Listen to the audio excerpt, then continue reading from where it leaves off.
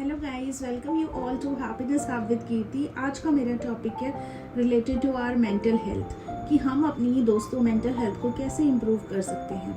कुछ टिप्स मैं आपको बताना चाहूँगी जिसको यूज़ करके आप अपनी मेंटल हेल्थ को बहुत अच्छा बना सकते हैं और इम्प्रूव कर सकते हैं दोस्तों। तो सबसे पहले ये है कि हमेशा देने की कोशिश कीजिए, लेने की नहीं। सबसे ज़्यादा आपकी इंटेंशन क्या होनी चाहिए, हर किसी को देना। वो आप किसी भी तरीके से दे सकते हैं। किसी को इमोशनली हेल्प करके हम दे सकते हैं, किसी को मेंटली सपोर्ट करके हम दे सकते हैं, और किसी को अलग तरीके से जो भी हम जिस तरीके से भी सपोर्ट करना चाहें हम कर सकते हैं दोस्तों। जब हम देने की भावना रखते हैं तो ईश्वर हमें देख रहा होता है और वो हमारे लिए उससे भी ज़्यादा रास्ते बना रहा होता है। जब हम किसी की मदद करते हैं तो वो चीज़, हमारे अच्छी चीज़ों को भगवान देख रहे होते हैं और भगवान इन रिटर्न उससे कई गुना ज़्यादा हमें दे रहा होता है। पर देने की भी भावना इस तरीके से होनी चाहिए कि उसमें देने में ये इंटेंशन ना छिपा हो दोस्तों कि मैं दूंगा ताकि मुझे कुछ इन रिटर्न मिले। तो वो तो हम दोस्तों व्यापार कर रहे हैं, वो हम किसी की मदद नहीं कर रहे, वो हम एक कारोबार कर रहे हैं दोस्तों। तो हमारी इंटेंशन क्या होनी चाहिए, किसी भी नीडी इंसान की इमोशनली, मेंटली, किसी की थोड़ी बहुत फाइनेंशियली, जिस तरीके से भी हम हेल्प कर पाए हमें करना चाहिए दोस्तों।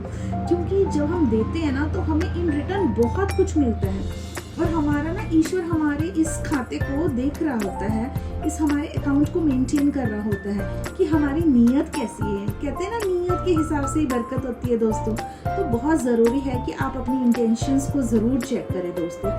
सेकंड में ये कहना चाहूँगी कि कभी भी अपनी ईगो को लेके ना बैठे रहें, क्योंकि जब आप किसी भी चीज़ में ईगो लेके आ जाते हैं तो आप अपने आप में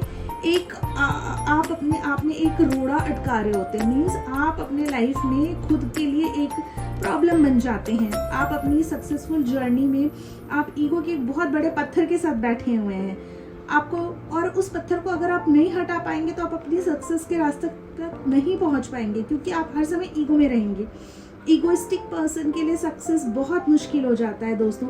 और अगर आपके अंदर ईगो है तो आपके अंदर गुस्सा भी रहेगा, क्योंकि आप बहुत ईगोइस्टिक है। आपको हर समय चाहिए होगा कि हर कोई मेरी रिस्पेक्ट करे, मैं हर किसी पे डोमिनेट करूं, और इस तरीके की भावनाओं से भरे रहोगे तो फिर आप सक्सेसफुल कैसे हो पाओगे दोस्तों।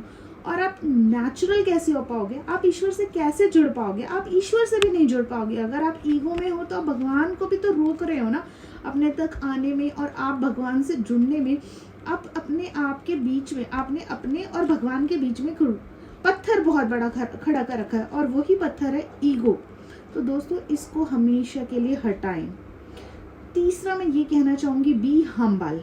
हमेशा हम्बल रहें। कहते हैं ना, जो सक्सेसफुल लोग हैं वो हमेशा काइंड एंड हम्बल रहते हैं। They are very down to अर्थ।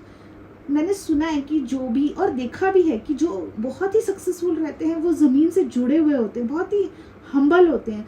अगर आप उनको कुछ उल्टा सीधा बोल दें या उनकी इंसल्ट कर दें तो भी वो दिल पे नहीं लेते उन चीज़ों को, और वो फिर भी डाउन टू अर्थ रहते हैं, क्योंकि वो ये सोचते हैं इसका ये नेचर है, इसने अपने नेचर के साथ, नेचर के जैसे इसका नेचर है वैसे ही इसने किया। पर हमारा नेचर कैसा है, हमारा नेचर तो हमें अच्छा ही रखना है ना। तो फिर वो इंसान कोई आपके साथ कैसा भी बिहेव करे वो स्टिल हम्बल होते हैं। दे आर वेरी हम्बल दोस्तों। फिर मैं आपको ये बोलना चाहूँगी कि बी काइंड। सबके साथ काइंड रहें, यानी कि सबकी मदद करने की कोशिश करें, काइंड हार्टेड रहें, और जितना हो सके उतना हर जीव जंतु प्राणी सबके साथ काइंड रहें दोस्तों। पशु पक्षी भी तो उनके अंदर भी तो जीवन है ना दोस्तों, जैसे हमारे अंदर है। तो let we should be kind with each and everyone दोस्तों। हमें हर किसी के साथ काइंड होना चाहिए।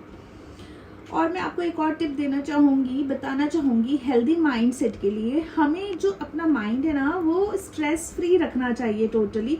ये सब जो हमारे हिडन ब्लॉकेजेस है ना माइंड में, वो लाइफ लॉन्ग चलते रहते हैं, जिसकी वजह से ना तो हम खुश रह पाते हैं, ना हमारा माइंड स्टेबल रह पाता है, और हम अपने लाइफ में आगे बढ़ नहीं पाते, हमें मेंटल पीस नहीं मिल सकता, क्योंकि ये सारे हमारे माइंड के अंदर ना ब्लॉकेजेस है दोस्तों।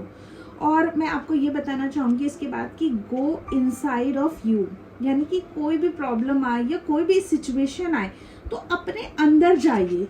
आपको अपने अंदर जाना है। किसी भी समस्या का समाधान ना बाहर नहीं है, हर प्रॉब्लम का सॉल्यूशन ना दोस्तों आपके अंदर है। दोस्तों अपने अंदर जाइए, क्योंकि हर समस्या का समाधान ना हमारे अंदर ही छिपा होता है। जब हम अपने अंतर आत्मा और अपने अंतर मन से जुड़ते हैं ना, तो हमें हर प्रॉब्लम का सोल्यूशन मिल जाता है दोस्तों। तो हमेशा अपने अंदर जाइए, भगवान से अपने आप को कनेक्ट कीजिए और आपको देखिए हर प्रॉब्लम का सोल्यूशन मिलेगा।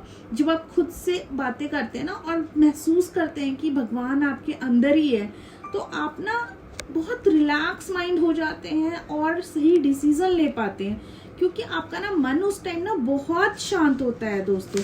और जब आपका मन शांत होता है ना, तो आप राइट टाइम पे राइट डिसीजन लेते हैं। फ्रस्ट्रेटेड होके नहीं डिसीजन लेते तो आपके स्टेप सही होते हैं। यानी कि हमारा मेंटल पीस, मेंटल स्टेटस ही हमारे लाइफ को अच्छा या बुरा बनाता है। तो मेंटल स्टेटस को स्टेबल करने के लिए हमें अंतर आत्मा के अंदर, हमें अपने अंदर जाने की ज़रूरत है। जब हम अंदर जाते हैं अपने, तो हमें मेंटल पीस मिलता है, स्टेबिलिटी मिलती है। और स्टेबिलिटी मिलती है हमें, तो हम सही चीज़ सोच पाते हैं दोस्तों। बी इन योर प्रेजेंट, हमेशा प्रेजेंट में जिए। इसके बाद मैं ये कहना चाहूँगी दोस्तों कि अपने प्रेजेंट में जिए। या तो इंसान पास्ट की चीज़ों में खोया रहता है, पास्ट के रिग्रेट्स होते हैं, या पास्ट में उसके साथ ऐसी चीज़ें हुई होती हैं, एक्सपीरियंसेस हुए रहते हैं जिसको वो याद करके दुखी होता है। या फिर इंसान फ्यूचर के बारे में सोचता है कि फ्यूचर में क्या होगा, फ्यूचर में कैसे होगा, क्या होगा, कब होगा, इन चीज़ों में उलझा रहता है। तो देखिए पास्ट तो कभी आएगा नहीं और future is just a mystery जो कि हमें पता नहीं है।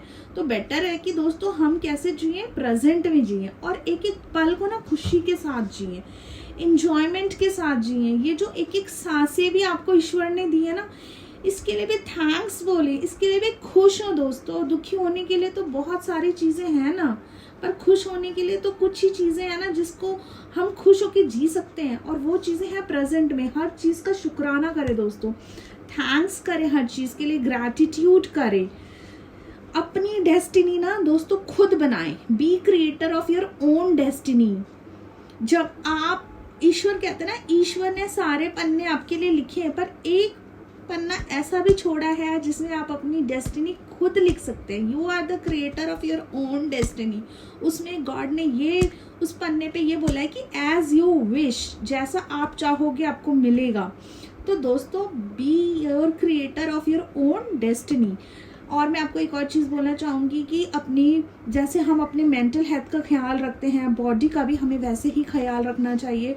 प्रॉपर डाइट लीजिए, प्रॉपर न्यूट्रिशन दीजिए बॉडी को, और माइंड को भी दीजिए। फिर देखिए आपकी लाइफ में कैसे ग्रोथ होती है। इस ग्रोथ को कोई रोक नहीं सकता, and you will be the most successful person of your life. So be happy, be successful and live in a present. और अपने आप को खुश रखिए, भगवान से जुड़िए, अच्छे से अपना टाइम स्पेंड कीजिए। You will feel very happy. Thank you दोस्तों। अगर मेरी वीडियो से आपके लाइफ में कोई भी वैल्यू ऐड हुई हो, आपको कुछ शिक्षा मिली हो और ऐसा लगा हो कि आपको अपने लाइफ में इम्प्लीमेंट करना चाहिए, तो please like and subscribe my channel. Thank you दोस्तों, थैंक यू।